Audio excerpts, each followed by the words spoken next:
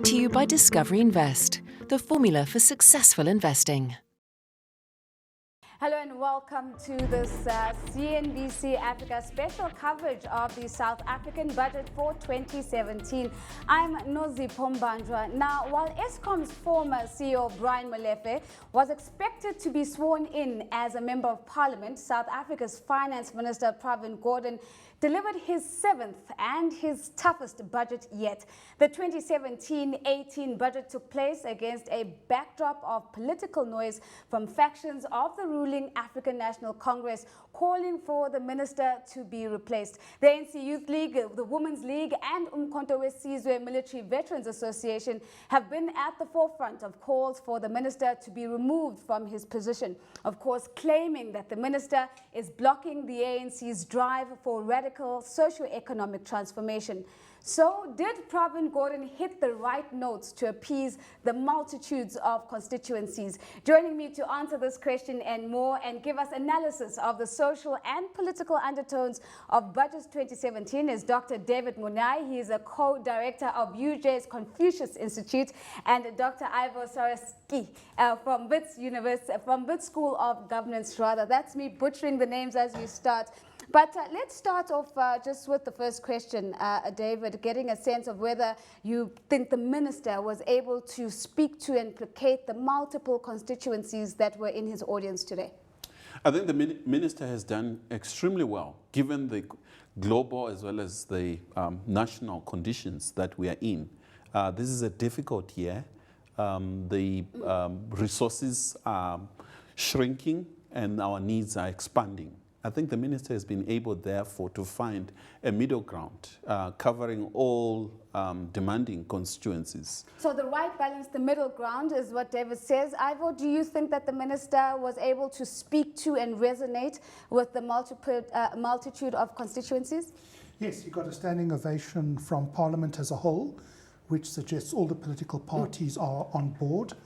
Very few people inside the ANC caucus in Parliament appeared not to be too impressed. So he's got the majority with him, it seems. One would almost be a call to look at the political coverage that Pravin Gordhan once enjoyed and maybe make the assumption that his political coverage isn't as strong as it was before. Given that, and you speak of the standing ovation, Ivor, I want to come back to that. Do you think that this speech, though, lent him further credibility, or did we see a speech that might have even seen his diminishing power, as it were? I think it enhanced his credibility, and if we look at the tone of the speech, it was very level and measured, but there was a very strong sense of him holding the high ground. Constant phrases like ethical leadership, constant phrases like using scarce resources efficiently, effectively, getting quite a bit of cheering from the gallery and the caucus when he said that. And that suggests that he's still a force to be reckoned with, and there's little doubt in my mind that constituencies outside were cheering with those who were seeing it live in Parliament. He is a very popular figure in Parliament and outside Parliament as well. And I want to stay on the note of popularity, David, because it certainly seems as if, especially when we look at Parliament, we are embroiled in popularity politics. And today seemed to be two bulls in the ring, Minister Pravin Gordhan, and the one bull who wasn't in the ring but was in the ring figuratively, of course, was President Jacob Zuma. Now, one of the comments he did make was that if a group of lions tackles a buffalo together, they can bring the buffalo down, to which, as Ivor said, he actually got a huge round of applause. Is that a shot at President Jacob Zuma, and should it be understood in that context? I think it is a way. I think he said this similar statement last year, that times like this, the nation need to mobilize and unite around shared vision, and therefore, if we're distracted as a nation, it will be problematic in terms of achieving our strategic objective. But having said that, we must not forget that the finance minister serves at the pleasure of the president. Yeah. The constitution is quite clear. I think the issue of the future of the minister depends with the president. And we to wait and see whether the president is going to shuffle the cabinet, whether he's going to maintain this minister or not. But the country has many people, capable people, to take over from him. He's not the only person available. And we'll talk about those capable people in a moment, but I want to get to perhaps to the crux of the key political question this evening. Yes. And this is whether this 7th budget delivery that we heard from Minister Gordhan was enough to ensure that he's back for his 8th at the podium. It's difficult because, I mean, this the ANC, the governing party, it's an omnibus. I mean, there are so many constituencies. There are those who maintaining that they want this minister to continue, while others want someone else. But in this situation, I think what is needed is the voice of the president very soon to silence this noise around the minister as a person, and his future as a minister, as well as the tension within government itself. Is the government at war with itself or not? And how in future, because we have the similar issues with the former minister, Trevor Monyae, going to Polokwane in 2007. The very same issues were raised. To what extent is Treasury overrunning other departments? These are political issues that have to be resolved by the president and an understanding by the nation that these matters need to be resolved. So I want to echo the silence that you raised. Ivor, David is calling for the voice of the president. And should that voice come through, I want to link it back to the question whether this voice will endorse another budget delivery by Minister Gordhan, or if that voice were to enter the political arena, we might, as South Africans, more or less just be happy with the fact that this is and was the last budget from Pravin. Perhaps a useful way to get a sense of what the situation is in terms of answering your question is to compare the SONA speech by the president with the budget speech. And if one compares the two, one sees quite clearly that the president didn't get the financial package he was aiming for. Because in SONA, there are promises about big government interventions to uplift the poor. And in the budget speech, there's no allocation for big prestige legacy projects. So what we might be seeing here, and this is speculative because I don't know, I wish I knew. If I knew, I would be playing the market, is that this might be a holding budget to get us through to the end of the year, 2017. Remember, there's the electoral process in the ANC coming in December. And then there'll be the next budget, which is going to be an election budget. Right. Because then it will be all aimed towards 2019. And I think what we'll see is a very different budget, 2018, 2019, in terms of a spend for the election budget. So in that context, perhaps there is something to say that this is Pravin Gordhan's last budget. And perhaps the emergence of Brian Molefe as an MP put him into a position, groom him so that he might be the candidate to take over in a year or so's time. These are all the uncertainties that markets really don't like. Absolutely. And this can really hurt us. Lots of uncertainty, but one certainly can't be uncertain about the optimism that we saw from the finance minister in terms of his economic growth projections. From 0.5% to about 1.3%, more than double. That's the optimism that we came through. What is the significance of the political undertones of these figures? Because we'll remember that this 1.3% isn't quite consistent with other projections that we've heard before. Yes, one has to be careful of these projections because it's things happen in the world, and your projections can be thrown out very quickly through one or two unexpected events. But I think that with the rises in commodity prices, the strengthening of overseas markets, we will follow that. So I think that is a reasonable estimation. But it's still not enough to absorb the unemployed. It's still not enough to generate the tax resource for all the social interventions that were mentioned in the budget today. I want to talk about that optimism, David, with you as well. 1.3%, it really seemed to be a politically friendly budget. From the one hand, we have optimistic growth forecasts, but also we have increasing social security that is coming through. The VAT victory, as it's being dubbed in the media circles, certainly coming through. Do you think that he's hit the right tones in terms of just making sure that if this is his last budget, that he's left it on a high note and he steps out on a high note? I think he has set a very good precedent. And if you go back, he has set all what is need to be done for us to get out of this sluggish economy. I think that is quite clear. The manner in which he had laid from what the president has said and what need to be done. I think that came out quite clear. But I think the biggest challenge, I'll say more or less the same thing that my colleague has mentioned.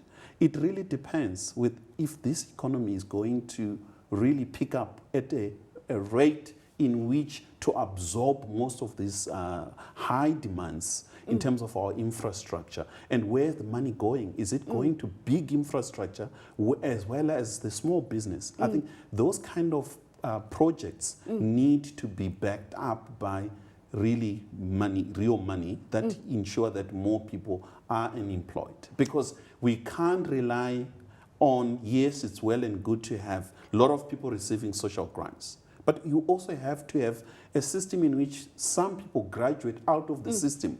And the crisis we have, one budget after another, there are more and more people getting into the system and less people who are paying taxes. So this is a big challenge, a national crisis if it is not dealt with at some point. That is South Africa on the brink of a national crisis if we don't find the balance between the social security net and the revenue that takes care of that net. We're going to take a short break, but when we come back, we're going to get more analysis of the socio-political issues at play during Budget 27, and of course get into some of the details of some of the items that the minister outlined today. We'll see you in 2 minutes.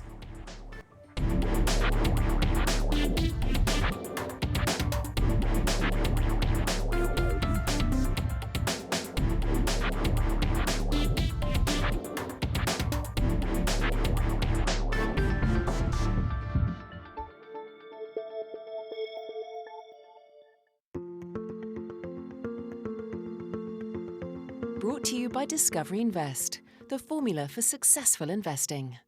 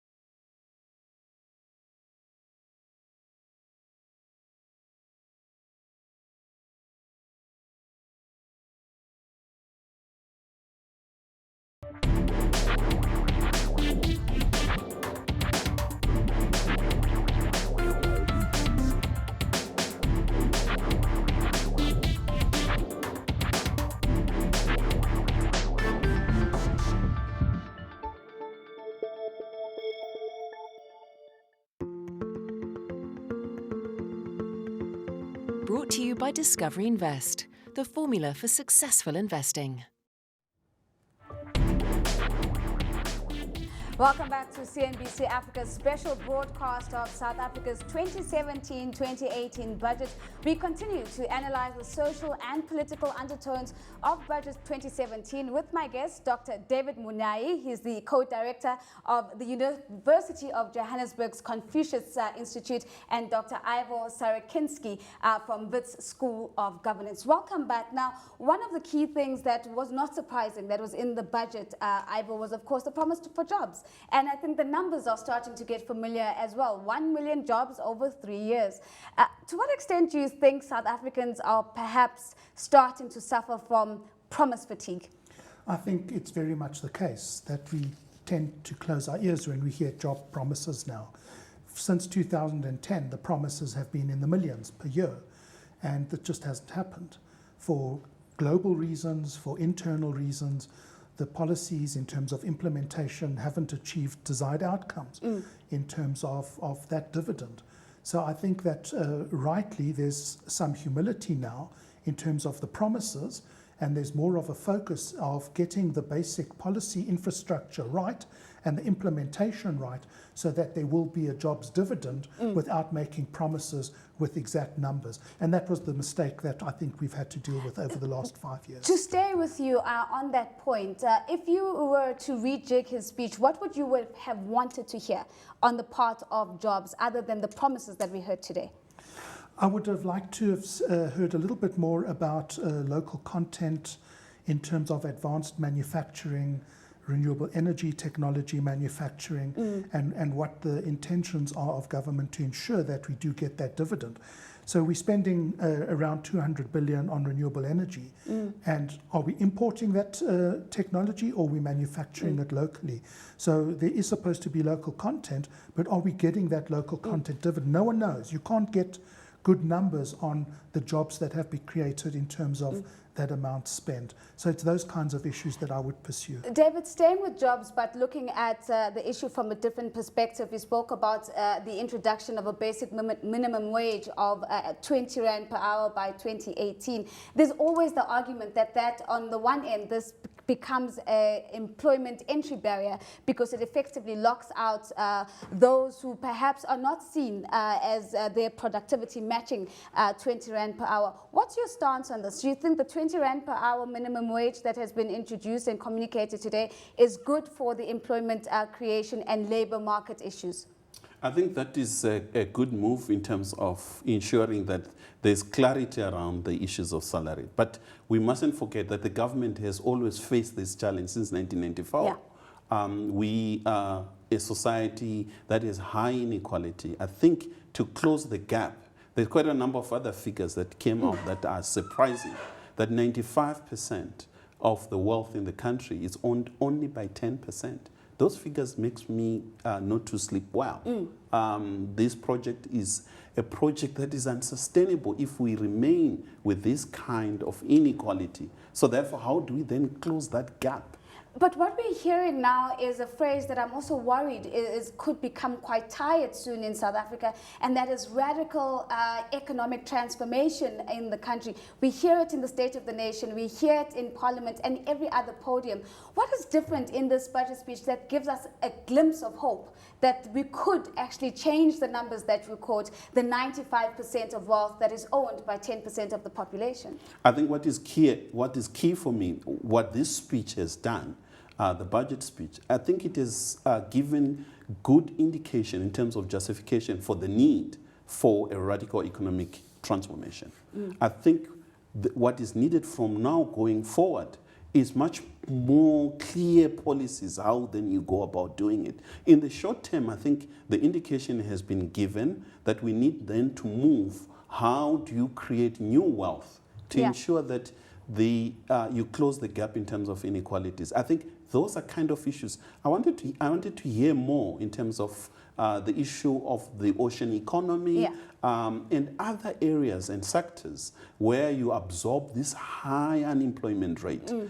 Shockingly, that 35% of those who are looking for employment have given up. And that in itself is something that we should not just look at it and think it's an issue to forget. We have to seriously think, and government has to give. So Ivor, I know we need to get to the interest repayments, but before we get there, very quickly, staying on this issue of radical economic transformation. On the one hand, investors are listening to this communique and asking themselves, what does this mean, especially in the context of black economic empowerment policies that already exist, but corporates in South Africa as well, where we've seen transformation steadily regress in terms of representation of black people at senior leadership levels in organizations. Put this together, and it doesn't really sound as if we're making any progress in this regard. I think there's a mixed record. I'm not sure that we're not making any progress, perhaps we could make more progress. I think the interesting thing in this budget is the appeal to partnerships, an acknowledgement that government can't do this transformation on its own. And I think the Minister repeated this often. The private sector, civil society, citizens, this call for pro-action on behalf of citizens, not just to vote once every 5 years, but to be involved on a continuous basis through various organizations to achieve these transformation So goals. there's quite a clear call for the collective, as you've pointed out. But let's talk about interest repayments, which of course have a bearing at an individual level. Yes. What were the big takeaways for you from the speech? Well, the interesting thing was that he said we must use what we have more efficiently to achieve those goals. In other words, no package of new money. So that's the first thing. The very disturbing number that came out for me was the amount of money that we pay just in interest alone, and how we're going to have to borrow to cover this budget in itself. Now, this is very, very important, and he stressed it, and I think he was right in doing so. So if we attack the rating agencies and if we undermine the banks and our ratings go down, it means we're going to pay more for that money, which means there's going to be even less for this radical economic transformation that has been spoken about. The amount was staggering, 193 billion. Just in interest. Those are big figures, but equally big applause in his thank yous as he made mention of Deputy Finance Minister Jonas. What do we understand of this? I mean, I think he tried to thank him almost 3 times and couldn't get to the point because of the applause. In light of the very capable individuals, David, that you were mentioning that could take up the position, could we potentially see a standoff between Molefe and Jonas? There might be, but this is politics. While the nation is fixed on Brian Molefe, the president might have someone else. I think, as I said earlier, there are quite a number of other capable people. I think it's a collective issue. It's not one individual minister that make these excellent moves. However, markets require certainty, and that this minister has given quite well. But there might be also, from a political standpoint, an understanding on his part that this is indeed his last. And it's also a best way to say thank you to my deputy, and this is our last bell. And therefore, we are interested to see and hear what the president would say.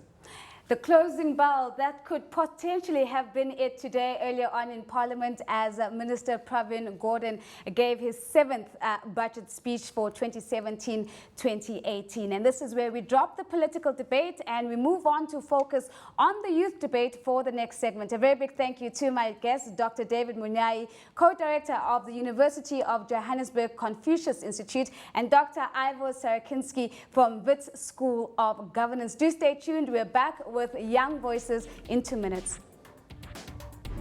Thank you very much. That is it.